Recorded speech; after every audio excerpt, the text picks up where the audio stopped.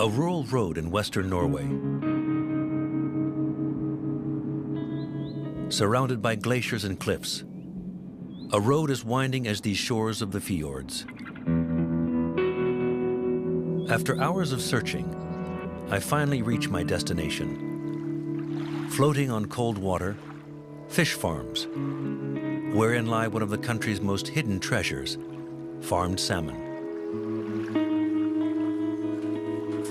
In these deserted places, surrounded by fences and closed doors, I have an appointment with a man who wants to reveal what he considers to be a scandal, hidden under the waters of the fjords.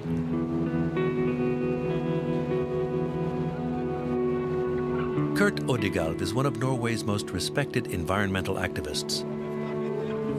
He has gone to war against salmon farmers who, according to him, are responsible for a large-scale health disaster.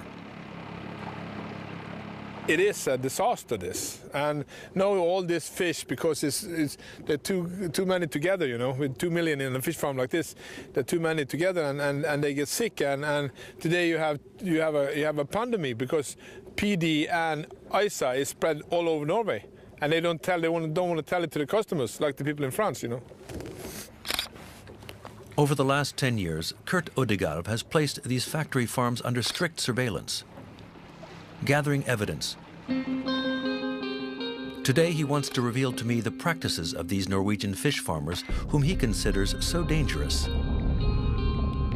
In these images, which he filmed, he claims that these men are pouring a powerful pesticide into these waters, one known to have neurotoxic effects. They must protect themselves with work suits and gas masks from chemicals to treat salmon attacked by pests and diseases which abound in these farms. You will find different kind of ivermectin, you will find flubenzerones, you know, all kind of chemicals, and that's disgusting, you know. It's nothing for people to eat. I mean, you know, Norwegian salmon is the most toxic food you have in the whole world. Toxic fish, which are regularly sold in our supermarkets. And Norwegian salmon is not the only species concerned. To verify these accusations, I spent several months investigating behind the scenes in the fishing industry. The ultimate health food, recommended by doctors and nutritionists, fish has retained its image as a healthy and natural product. Yet its flesh holds many secrets, among the most toxic in the agro-food industry. From Norway to Vietnam, via Sweden and Denmark, I investigated the ins and outs of this global industry. Fish, livestock, fish products, but also prepared dishes. We're going to dive into the murky waters of an out-of-control industry which, to our knowledge, is pouring a dangerous cocktail of chemicals into the food which reaches our tables.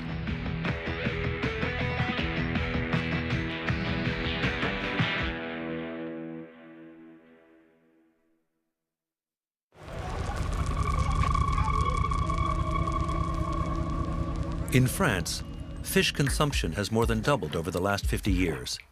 It has now reached 37 pounds per year per capita.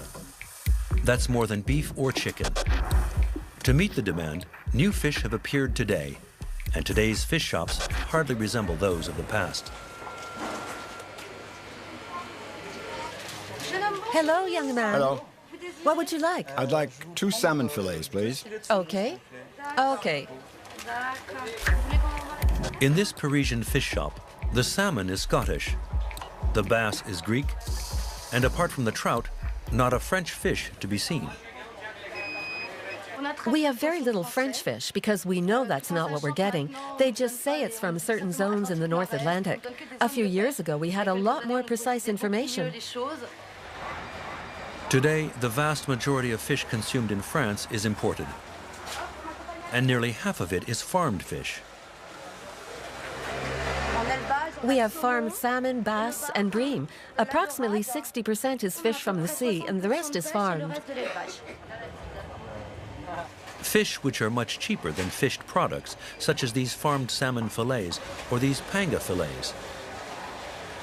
At €12.90 per kilo, it's the cheapest fish in the store. At $12.90 per kilo, that allows some people to be able to eat fish inexpensively. They can't afford to buy cod fillets at €32 a kilo. It sells very well. When's the next shipment? Tomorrow. Relatively unknown until 10 years ago, today, panga is one of the 10 most consumed fish in France. It can be found in fish shops and also in most supermarkets as frozen fillets.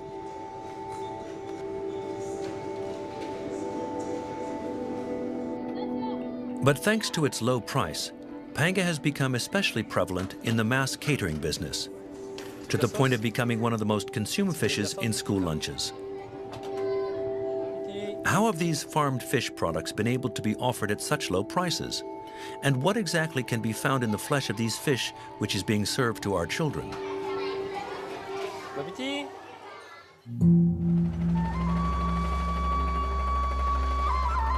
In southern Vietnam, in the Mekong Delta, the first step of my investigation. Here, panga is part of the culinary traditions, sold in the markets, consumed every day in restaurants. But behind this traditional image, there's another reality. For 15 years, panga has also become one of the principal moneymakers of the region. 95% of global production comes from southern Vietnam. In the small village of Can Tho, in the Delta, a statue has been erected to it, right next to that of Ho Chi Minh, the father of the country's independence. I'm to discover that this economic success also hides a darker side, exploiting the inhabitants as well as the environment. On the river, I have an appointment with a busy man, who the Vietnamese call the Panga King, Mr. Minh. In just under 15 years, he has amassed the fourth richest fortune in the country, thanks to his fish farms.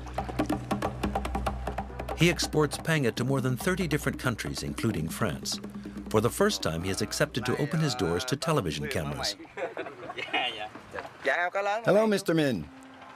The big fish are feeding over there. No, let's just show them the little fish.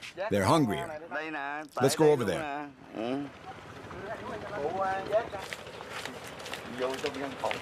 Mr. Minh's fortune can be found entirely under the water of these fish ponds. To understand its magnitude, you must come here early in the morning and watch the show while the fish have their breakfast.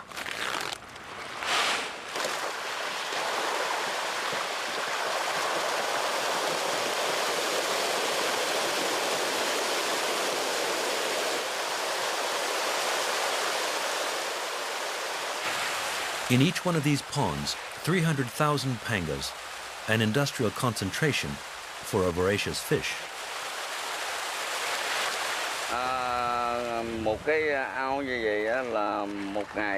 We feed these panga twice a day, and each time we give them 3 tons of food. That's how we feed them. Stuffed with dry pellet feed, bloated with fat and protein, the fish reach adult size in just 6 months, 2 times faster than in nature. To ensure production, Mr. Minh has over 350 ponds of this kind. On my farms, there are 100 million panga. You must realize there are more fish in my ponds than there are people in all of Vietnam. After 6 months of farming, 25 tons of fish have been harvested per pond. But for panga, it is only the beginning of their journey to the plates on European tables. For maximum consumer appeal, Mr. Minh will put them through a radical transformation in one of his 8 fish processing plants. In less than an hour, they will become frozen fillets filled with additives ready for export.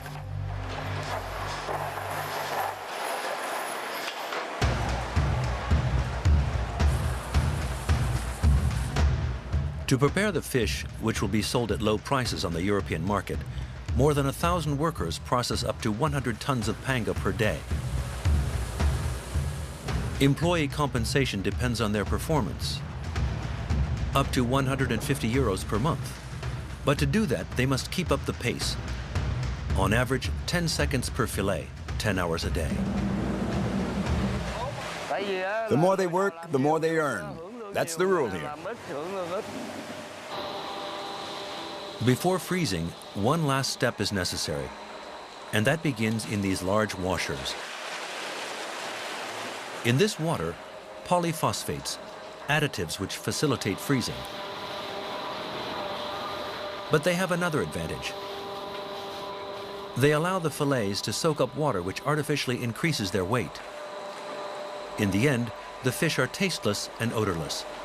But surprisingly, to Mr. Min, that is an advantage for exportation. Unlike other fish, panga has no odor. And it's tasteless as well, so it takes on the flavors of the spices added to it. So suddenly it's become a favorite of kitchens throughout the world. That's the secret of panga.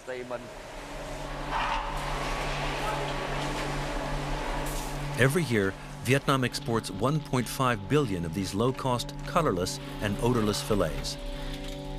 20% of the production coming from Mr. Min's plants. In his freight depot, several thousand tons are being shipped to Spain, the Ukraine, as well as Brazil. But also, according to Mr. Min, to certain French supermarkets. Okay.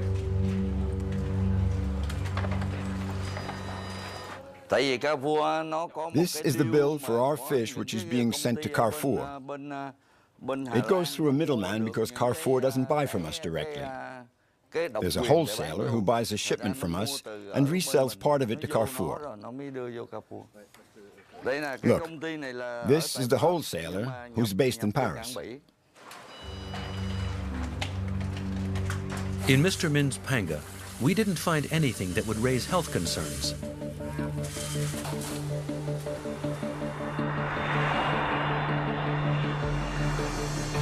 But on other fish farms, some fish have flesh with dangerous chemical cocktail concentrations. Most farmed panga are sick because of the pollution from the Mekong waters. Mr. Wien is the local representative of the WWF. In 2009, this association put panga on its red list of products which are dangerous to the environment as well as to the consumer. Look, there. That's a fish farm. There are panga right there. The panga on this farm are raised in water directly pumped into the channel, one of thousands of small tributaries of the Mekong with high pollution levels. The pollution can be seen with the naked eye. You only have to compare the color of these small channels with that of the main river. Here it's much darker. It's because of all the human activity around it. Into these channels, millions of Vietnamese dump their household waste on a daily basis. The region is also the world's largest rice exporter. Intensive cultivation practices, which spread massive amounts of pesticides.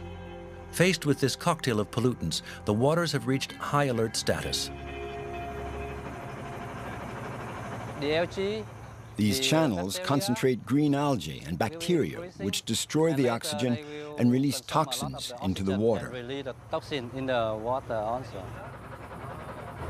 And that can make the panga sick? Yes, of course. Because by reducing the oxygen levels in the water, it affects the immune system and the health of the fish. And to treat their panga sickened by pollution, farmers pour industrial quantities of drugs into the ponds.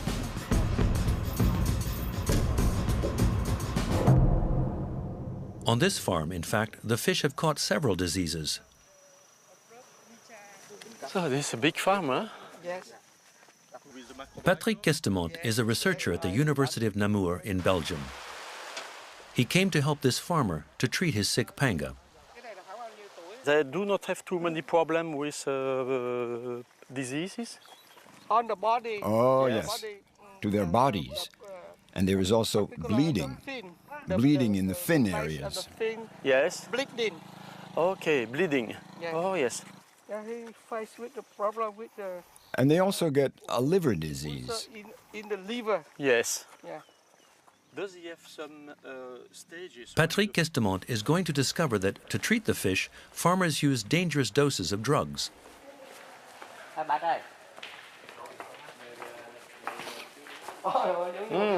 Plenty of chemical here. Okay. Yes. Yes, here you can see the antibiotics. In this local pharmacy, there are hundreds of boxes of antibiotics of all kinds. Heavily used on the farms, they cause a chain reaction. Yes. Okay. The problem is that there are always residues. They're found in the environment, and eventually the bacteria becomes resistant to these antibiotics. Ces antibiotiques. Regularly administered to the fish, these antibiotics heighten the diseases they are supposed to fight, forcing the producers to raise the dosages. A vicious circle because today the farmer can't avoid it. If the fish consume the antibiotics, they become absorbed into its tissues, and it will be released as a form of residue via feces, via excretions. And then these antibiotic residues will be found elsewhere, in the channels, to the point where they can also spread to other farms, because these waters are also used by other fish farmers. To stop this vicious cycle, Patrick Questemont is trying to promote less polluting drugs. But they are much too expensive for farmers who complain about the market prices of their fish being offered by Western distributors. Oh yes, sulfadiazine. Our production costs are 23,000 dong per kilo, but our selling price is only 22,000 dong, so we're already losing money. Okay, so no good for the business, huh? But sometimes it's After the antibiotics, Patrick Questemont will make an even more disturbing discovery. Ouf, ici aussi il y a du stock. Fumarate, manganese gluconate, copper gluconate. No antibiotic, right? No, huh? It looks like Like chemicals and again pesticide. hemoglobin. Okay.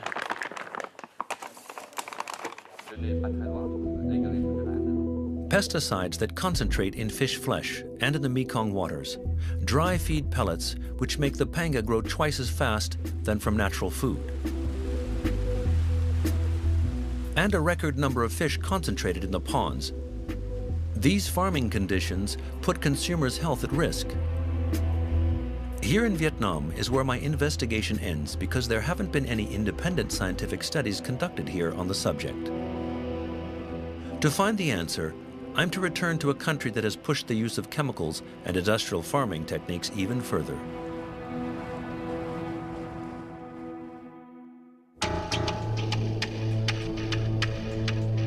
In Norway, fish farming is a €4 billion a year industry. This is the second biggest resource of the country after oil. 70% of the salmon consumed in France comes from these farms, which are directly immersed in the waters of the fjords. But in this secret and opaque world, journalists are not welcome. And no fish farmer has agreed to open its doors to us.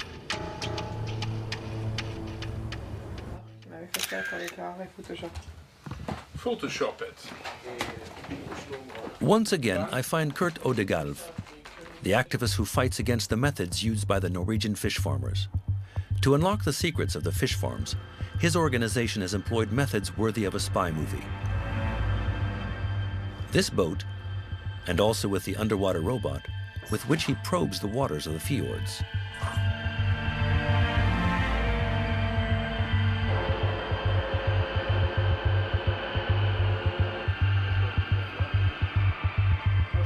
It's filled with bacteria. There in the bubbles, this layer is full of waste. Under the farms, mountains of sediment, 15 meters high, where there is a mixture of food scraps and chemicals which are poured into the farms every day.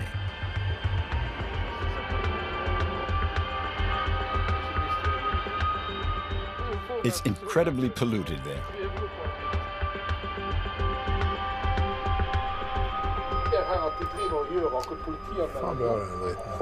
What kind of elements is this? This considers all the toxins been sprayed for the fish to delicing, and it contains the fish shit itself. And you will see the sea bottom is completely destroyed, you know. And that's a gas factory, you know. It bubbles up with all kind of methane, and some of these pesticides they're using is the same that was used during the First World War to gas people. They have complete protect, they have gloves, they have everything, you know. The main problem for Norwegian fish farmers is this parasite, the sea lice. It lodges in the fish flesh and can kill them. Becoming resistant to all the treatments, it forces the farmers to use pesticides, which are more and more potent.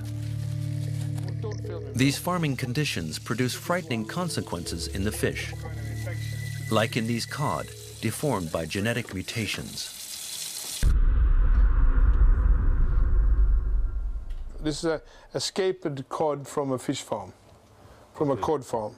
Nearly 50% of the cod is born like this. They can never close their mouth. This is a genetic damage. It takes 8 generations in the sea to get this away. You understand? Yeah.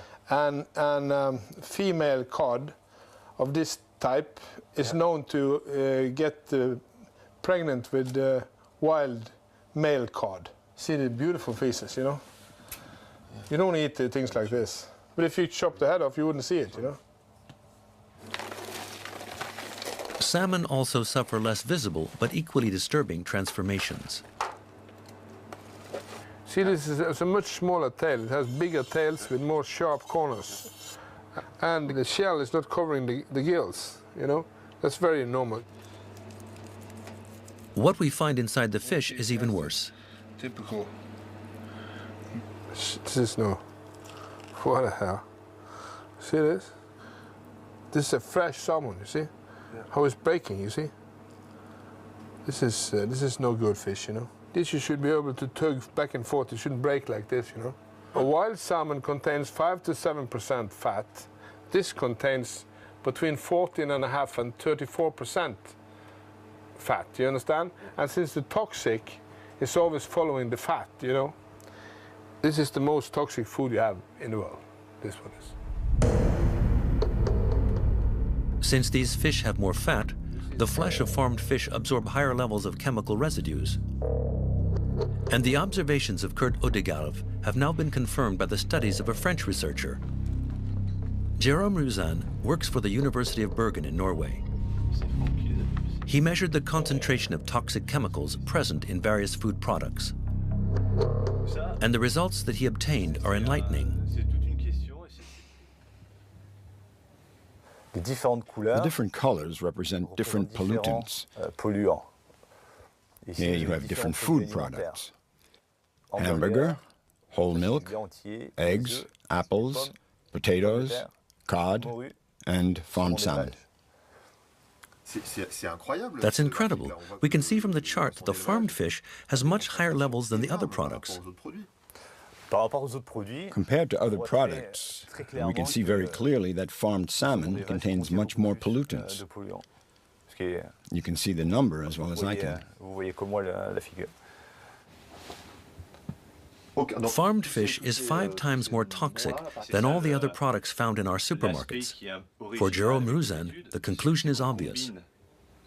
Do you still eat farmed fish? No, I don't. You've stopped since these studies? Yeah. You simply must avoid exposure to these pollutants. By ingesting them, you're exposed. That's obvious. Because it not only is about measuring these pollutants, it's also about evaluating their effects on these laboratory rats. Here we have a test group that we used as the control group, where the mice ate standard laboratory food and we tested them. Then we had another test group that had exactly the same food, except that we added farmed salmon to it. For the test group, fed with the farmed salmon, he obtained some very disturbing results. What we have here is adipose, or fatty tissue from the abdomen. If you look at what happens to the farmed salmon, it's pretty impressive. Eating farmed fish has made them obese and diabetic. If organisms are exposed to different pollutants, some of these pollutants are going to make the organism accumulate more fat. So a theory has been formulated which correlates obesity being a consequence of all the pollutants we encounter in the environment. Jérôme Rouzin then makes another revelation. According to his research, what makes the salmon flesh most toxic is not the pesticide poured into the farms, but rather the dry pellet feed, which are fed to the fish. The pollutants come mainly from the food which is fed to the salmon. What are these pollutants? There are dioxins, PCBs, dieldrin, aldrin, toxaphene, all these chemicals. How is it that this is found in the dry pellet feed? Well, you'll have to ask those who make the fish feed. What is certain is that the effect can be huge. That's what's dangerous. Simple dry pellet feed, which is even more dangerous than pesticides and antibiotics. How is it made? And why is it so toxic?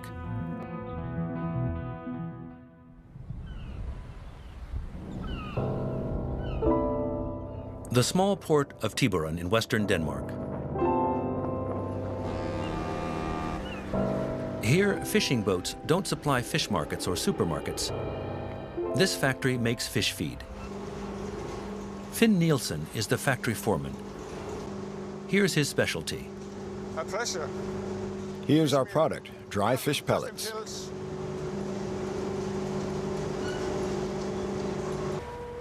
These pellets are made from the flesh of freshly caught fish. That day, a shipment of sand eels was sucked directly into the ship's holds through this pipe, which carries them to the processing workshops.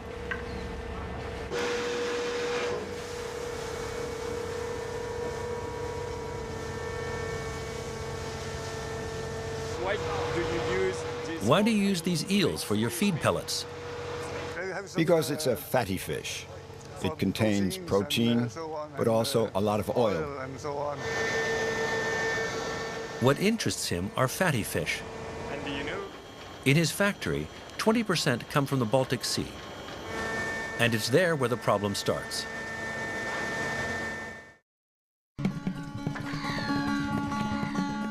The Baltic is one of the most polluted seas in the world. And some of the species they catch there have become toxic, contaminating the pellets, but also the entire food chain. In Sweden, I have an appointment with Jan Isaacson. He's a Greenpeace activist. He brings me to a fish shop to buy fish caught in the region. Hello.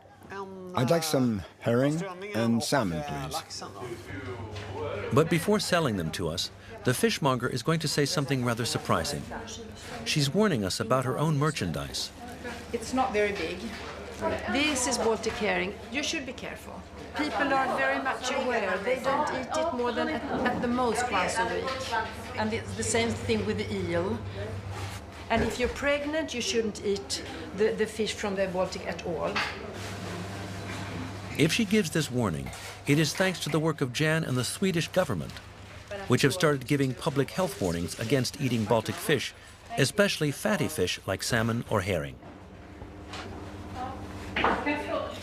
It contains high levels of dioxins, and it's one of the most powerful toxic pollutants that we know of today. And extremely low levels of dioxins can have effects on your hormone systems. It can cause cancer. To find the source of this pollution, we don't have to look very far. So let's try the small road. Just an hour's drive outside of Stockholm to this chemical plant, which turns Swedish trees into paper.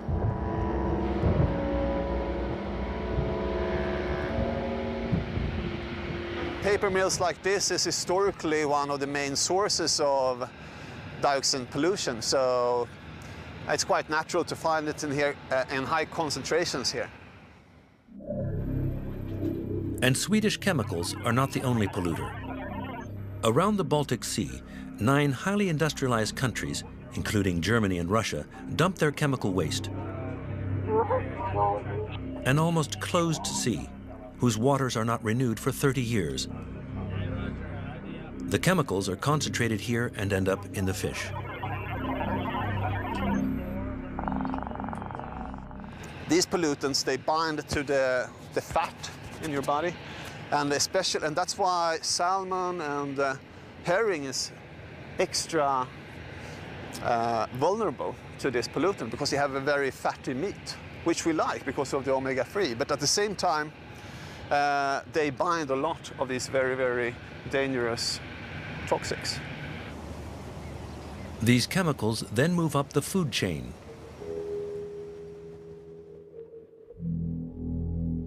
The more fatty the fish, the more the pollutants are absorbed into the flesh.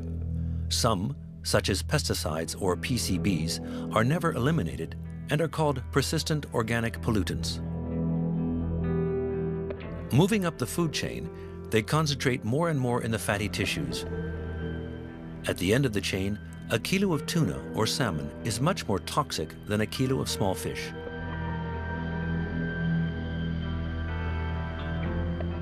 Consequently, some fatty fish from the Baltic have become unfit for consumption.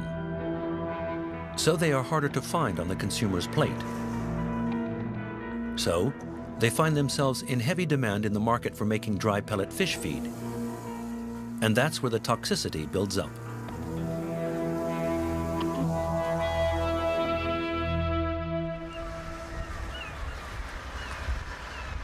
Back to Tiburon, in the dry pellet feed plant. To process the fatty fish, Finn Nielsen cooks them in these large ovens. At the end of the line, he obtains 2 very different products. Firstly, protein powder, and secondly, fish oil. These 2 ingredients are used to come up with the finished product, and each of them in their own way will contribute to the contamination of the pellets. Let's begin with the oil. By concentrating in the fatty parts, it accelerates the buildup of the pollutants. This is why farmed fish are more susceptible than wild fish. Protein powders, in turn, pose another problem, even worse. It's at the end of the line that I find it, in this large chemical container.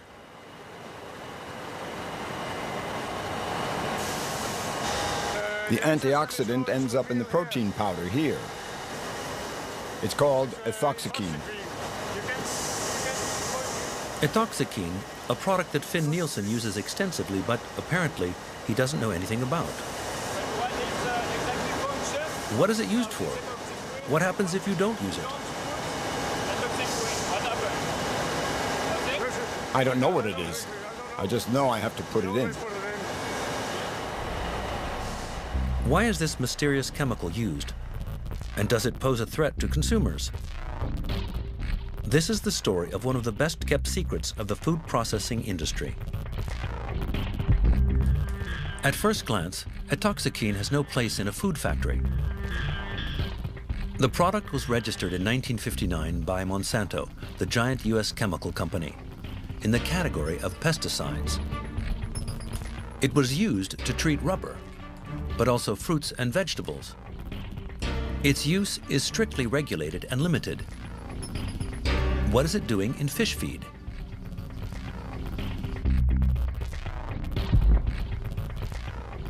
The answer can be found in Switzerland, in Geneva, in this anti-fraud laboratory. 2 years ago, Patrick Eder and Didier Ortelli were surprised to find ethoxyquin in the flesh of farmed fish in extremely high levels, well above the 50 micrograms per kilogram permitted in foodstuffs.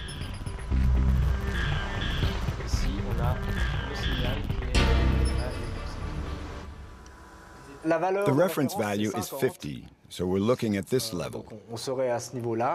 And we see that in our fish, the measurements are 10 to 20 times more than this standard because concentrations of between 500 and 800 or nearly 1,000 micrograms per kilogram have been found. So they're extremely higher than the norm. They're a lot higher than the norm. We don't see that in wild fish. This is logical since they're not fed fish meal. On the other hand, all the fish coming from the aquaculture industry are contaminated with ethoxyquin. Before them, nobody had ever thought to look for ethoxyquin in fish, and for good reason. The product is supposed to protect fruits and vegetables, but meal manufacturers have found another use for it. So in fact, it's put into the fish meal to prevent the fat which is present from becoming rancid, thus ensuring the quality of the fat. The problem is that the manufacturers of the dry meal pellets did not notify the health authorities of the change in use. The result? Ethoxyquin levels are strictly controlled in fruits and vegetables, and even meat, but not in fish. It's paradoxical that there are standards set for cattle and chickens, but no standards for fish. Even worse than that, you can find standards set for kangaroos, for reptiles, but none at all for fish. And Patrick Eder made an even stranger discovery. The effects of ethoxyquin on human health have actually never been evaluated by the EFSA, the European Food Safety Agency. A lot of things are missing if you take a hard look at the EFSA's report concerning long-term toxicity and aspects related to cancer. No valid studies have been submitted concerning the levels of toxicity in reproduction or fetal development. No valid studies have been submitted on neurotoxicity either. So after all, the EFSA could not even establish an acceptable daily intake level because it claims it was not able to calculate it due to insufficient data. If such a substance is to be introduced to the marketplace, it certainly shouldn't have been done using such weak studies. Only one serious study has been published. It comes from a Norwegian researcher. We have found almost nothing except this thesis which was written in Norway. I decided to track down this researcher. She defended her thesis in Bergen in Western Norway, in this state research institute, the NIFES. However, since then she has lost her job there, so I found her at home.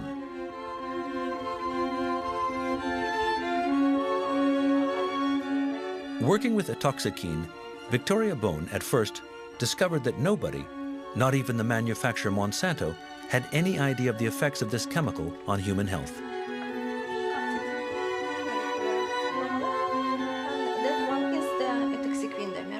I think in fact, no one asked if it was a safe product. They just assumed that it wouldn't pose a problem. I don't know. But it's not been investigated. No. But that's crazy. You're not supposed to put something in our food without investigation, no? Yes. After several years of work, she made 6 major discoveries concerning this product, each one more disturbing than the others. It goes through the blue. I discovered that ethoxyquin has the power to cross the blood-brain barrier. What we know about the This barrier has a very important function. blood-brain barrier is that It exists as a physical means to protect the brain from toxic substances. barrier for xenobiotics or substances. No foreign substance to the human body is supposed to be able to pass through it. To diffuse into the brain. But this substance can still go through. Yes. So that's really bad. Yes. It's really bad. Of course. And this discovery should have been published as quickly as possible. As soon as possible, yes. Yeah. Every day, acceptable day. In her opinion, brain contamination, but also probable carcinogenic effects. The problem is that over the last few years, Victoria Bone hasn't been able to publish any of her results in a scientific journal. But it's not published yet. Oh, yeah. Why can you not make it? Who doesn't want you to make Because it? I'm not. Because I'm no longer employed at the institute. I lost my status as a researcher, and suddenly I didn't have the right to publish my scientific research. At the end of her thesis, and despite her many discoveries, Victoria Bone had indeed left the State Research Institute, officially, voluntarily. But I was about to discover that the reality was a bit different from the official version.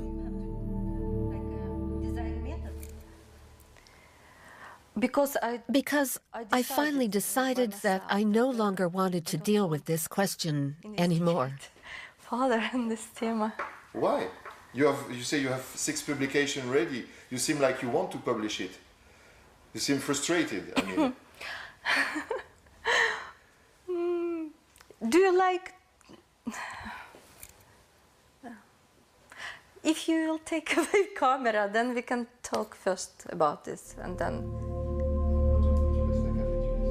Off camera, Victoria Bone confirms that she had been pressured, and there were even some attempts to falsify some of her results. I can tell you now this...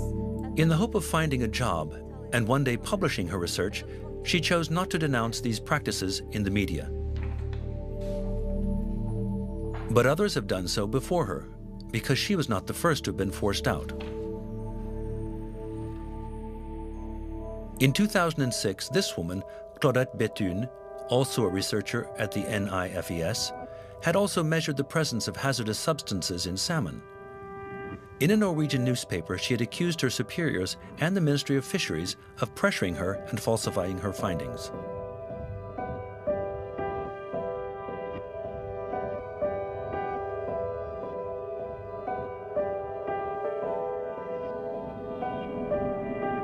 Four years ago, research funding for atoxikine was cut by the Norwegian Ministry of Fisheries. And according to Kurt Odekalv, this decision may have been made under pressure from the Minister of Fisheries herself. She is also the author of the food security system that's controlling the fish farm diseases. And she controls the food authorities, she controls all things that has to do with fish farming in Norway. And she uses her power in a bad manner. So she gives them order to take down this fish, the disease, take it down from 1 to 2, so we can sell the fish. So we don't lose money, we have to sell the fish. So they sell the fish that's infected and sick. And that's never been before. She is a rotten piece of in this story. To verify these accusations, I decided to speak with this minister. In Brussels, in the aisles of a trade show, I have an appointment with her for a 5-minute interview. But the time allotted to me will be much shorter.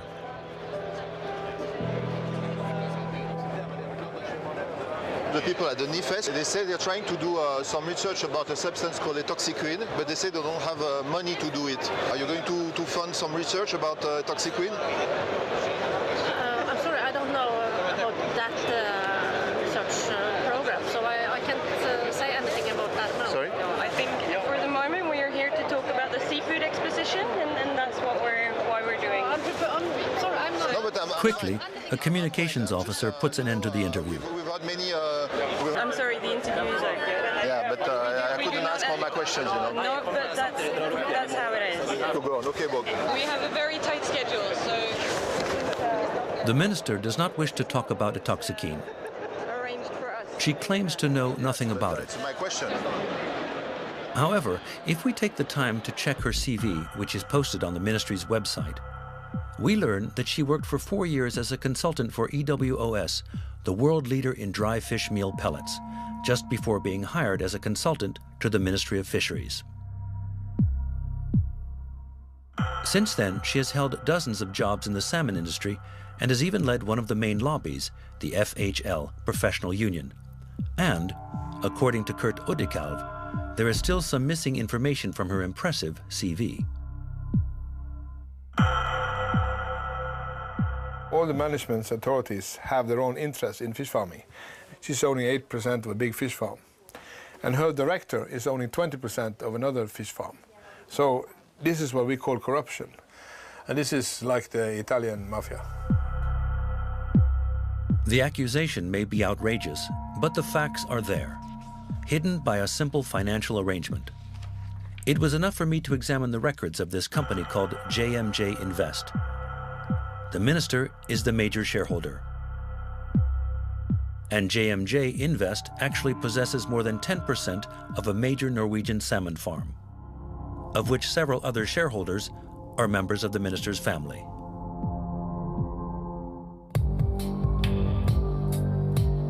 Toxic fish Researchers muzzled, a minister with a conflict of interest, I left Norway a little surprised by what I had just learned. But my investigation is not quite finished yet. I still have to discover how these fish sometimes make it to our plates without us even knowing it. All it takes is for a manufacturer to decide to discreetly mislabel a product, exactly as what happened in the horse meat scandal.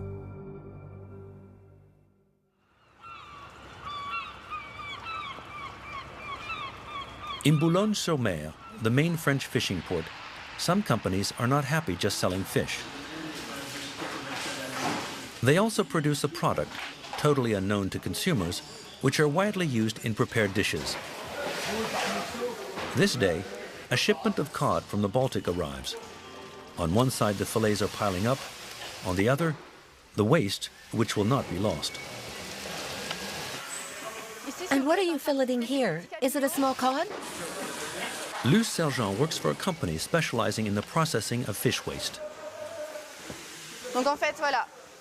So once the cod fillet has been removed, in this case it's a cod, we see that there's still a lot of flesh that can be extracted by pulping for use in processed foods, such as rillettes, for example. So it gives added value to what was previously regarded as waste only a few years ago. And today, it's become a highly valued resource.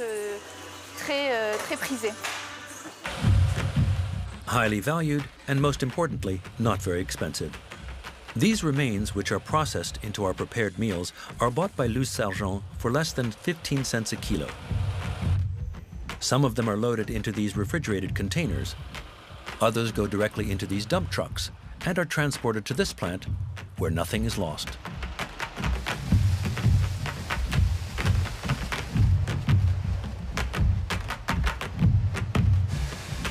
Firstly, the fish skins are recovered for use in the cosmetic industry.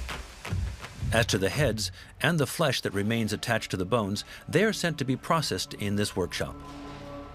But when we arrived, all of the machines had been turned off, even though it's pretty clear that they had recently been in use. But just before our visit, the boss of the plant ordered the production line to be shut down. Showing the workshop procedures doesn't bother him.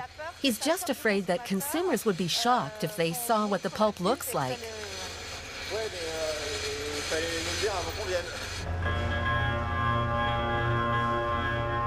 We still managed to film what the boss wanted to avoid being shown, with a hidden camera in another workshop. It's of this pulp machine in action, crushing the waste and extracting this shapeless mash and not very appetizing substance, which is called the pulp.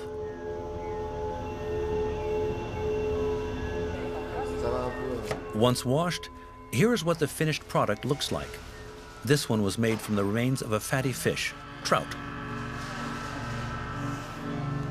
What can that pulp be used for example? It's usually used in prepared meals, but also in a lot of pet foods. In what? For feeding dogs and cats. The advantage of this product is, first and foremost, its price.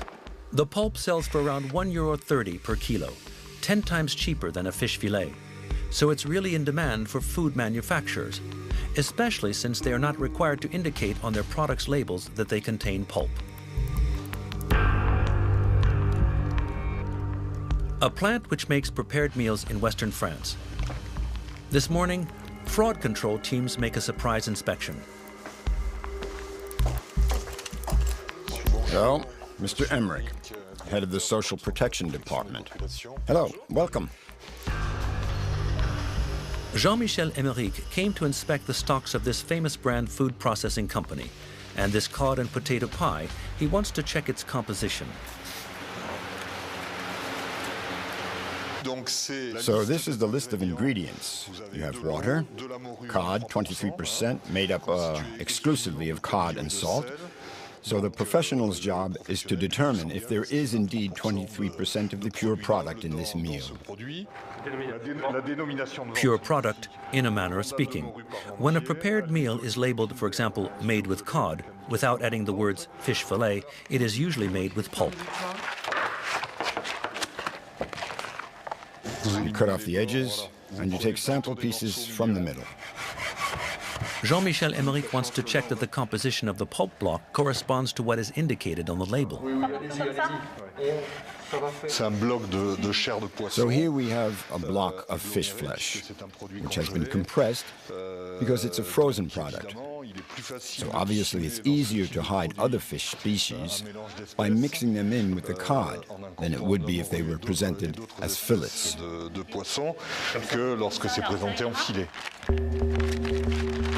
After the horse meat scandal, fish is also in the sights of the fraud control department.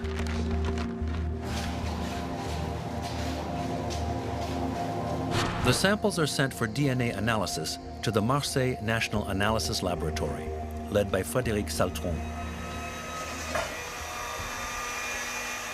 Identifying fish is a long and complex process.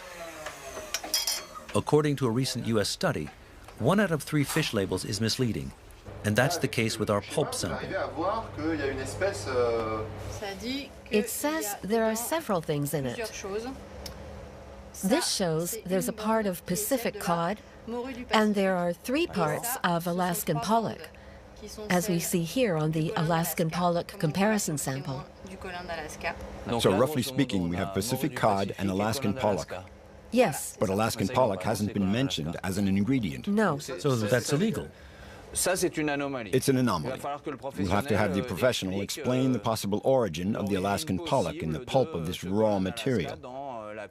We shouldn't exclude the possibility of the accidental origin of the fish, or simply the fact that Alaskan pollock is cheaper than Pacific cod, which could be a case of fraud. And you also have another kind of possible fraud, which would be passing off a farmed fish as a wild one. Pollock in place of cod. In pulp, species substitutions are much more frequent and pose a problem of traceability. Today, the entire fish industry may be affected by these health concerns. So much so that some health professionals are completely changing their viewpoints concerning fish. Jean-Loup Mouisset is an oncologist. Today he is hosting an awareness-raising workshop on the causes of cancer for these women, all of whom are affected by the disease. Our goal is not to go after the guilty parties, but rather to take measures that will help prevent recurrence. And among the many causes that may lead to cancer, fish has become one of his concerns.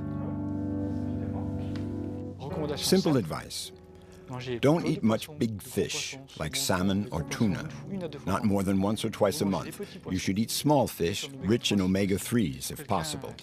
For someone who has breast cancer, I would recommend small fish.